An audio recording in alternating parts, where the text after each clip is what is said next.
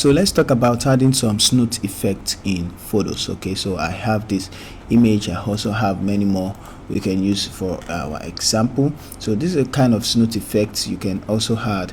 I think we let me go to the first one. Now let's start with this one. For you to add snoot effect, we have snoot in a snoot effect pack, and we have a lot of snoot effects, so you can get the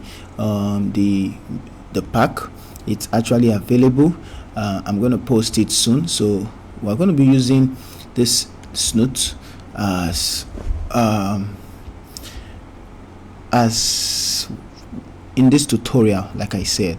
Okay, so let's grab one of the two and apply this snoot effect. So they are actually merged, so I don't really know the one to actually use right now. So let's try use a very simple one.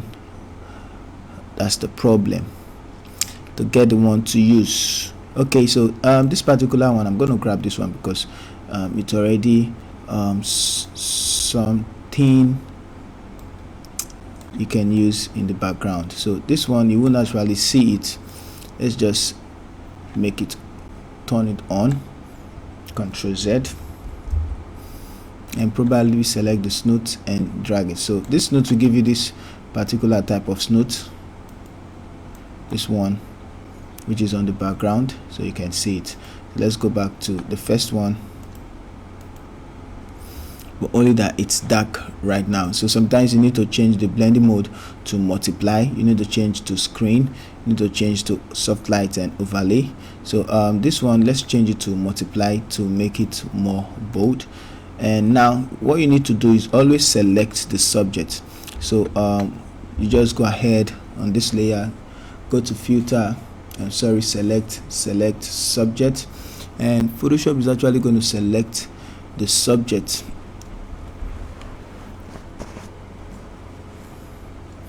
So it's taking time right now, but let's try and wait till it selects the subject. Yeah, okay, so I believe when it's true, it will be faster like that. So wait. All right, now since it's selected the subject, you hit Ctrl J to duplicate and then drag your snoot under it, and you can turn it on, so you can see the effect of the snoot already on the background. And now you can start trying out other snoot effect by drag and drop.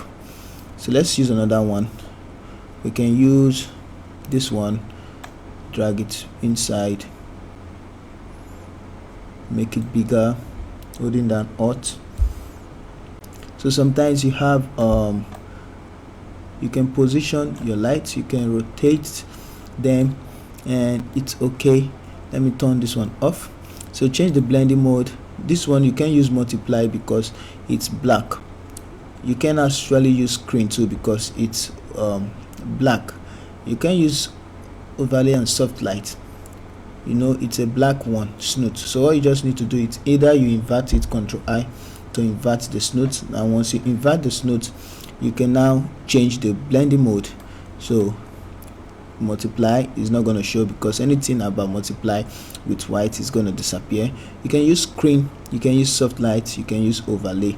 So let's use soft light. Now it's not looking very real right now.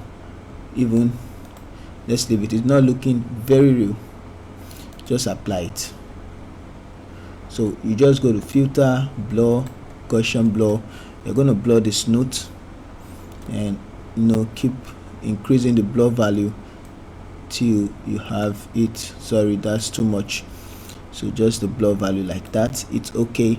And now you can decrease the opacity to your taste. So just like that, you are done with your snoot effect. You can drag more different type of snoot effect. I'm just going to make another example. So more like this one, let's drag in this one,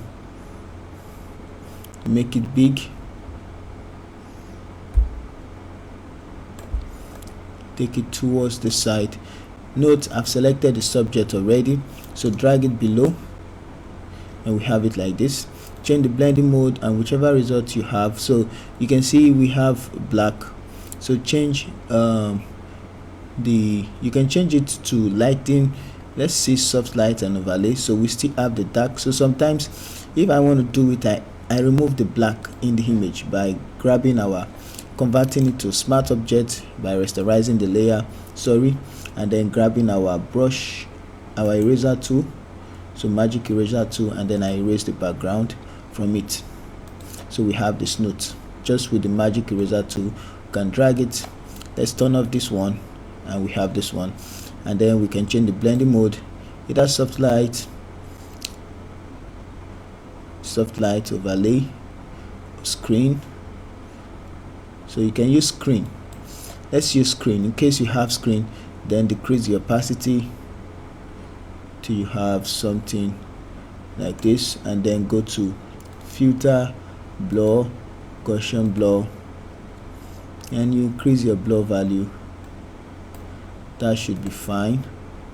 And probably increase the opacity a bit till you have it real, or you change the blending mode to soft light, whichever one works best for you. And that's almost the same thing like this one. So it's just to follow the same procedure.